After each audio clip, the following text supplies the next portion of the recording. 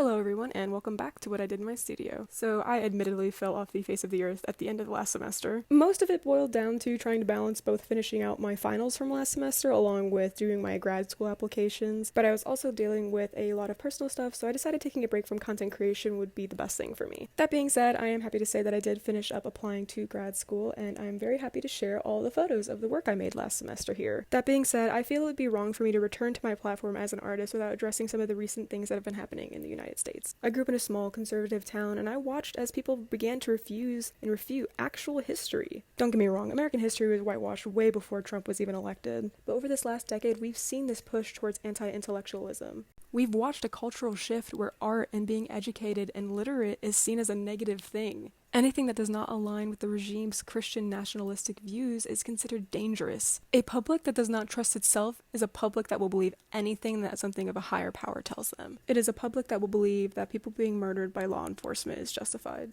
It is a public that can be manipulated and controlled. Something you need to ask yourself when you're hearing something from someone is, what does this person benefit from if I believe them? Critical thinking is the enemy of ignorance. Therefore, being a part of your community, making art, and staying educated are all the enemy to fascism. In our day-to-day lives, we can feel powerless, but just remember that all of these things, including boycotting, making art, staying educated, are all acts of resistance that you can partake in. I'm working on another video about it, but one thing that I'll be doing is really focusing on where I'm buying from and really participating in boycotts. For example, I used to shop at Home Depot and Lowe's, but both of them have active ICE contracts, so therefore I will no longer be patronizing their businesses. Instead, I'll either shop at a local hardware store, or I'll shop at Menards, which does not have an active ICE contract. There are small and big acts of resistance, and both are just as important to take. So stay educated, stay participating in your community, and stay making art.